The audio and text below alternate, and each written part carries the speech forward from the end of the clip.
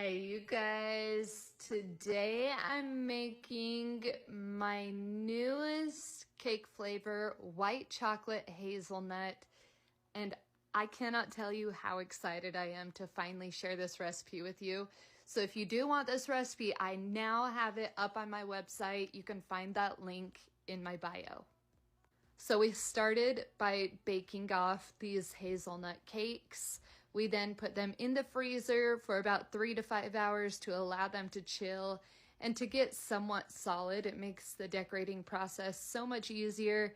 And then I alternated by filling the cake with a hazelnut buttercream frosting and my white chocolate ganache. Once I was done filling my cake, I then placed a bubble straw or a dowel through the center of the cake to give it more stabilization through the decorating process as well as the transport. After I was done stabilizing it, I took my extra white chocolate ganache and I'm using this as a crumb coat for this cake.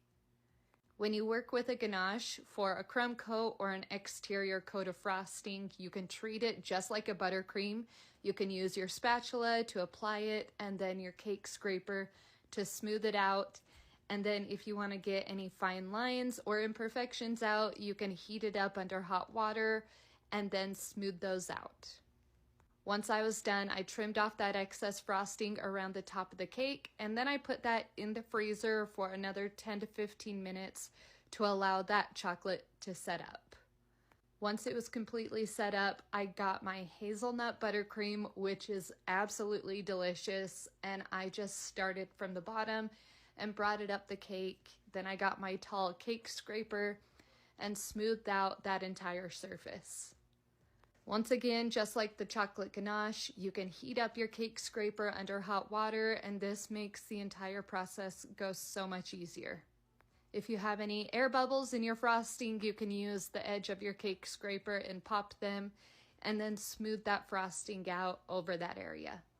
Once I was done, I trimmed that extra frosting around the top, and then I got some white chocolate hazelnut wafer sticks, crushed them up, and then I added those around the base of the cake. Then I melted some of my frosting and white chocolate ganache together, and I created a drip.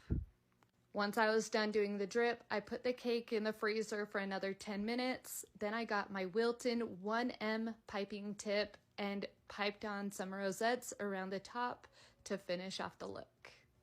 And of course, you can't go wrong by adding more of those white chocolate wafer sticks because they were to die for.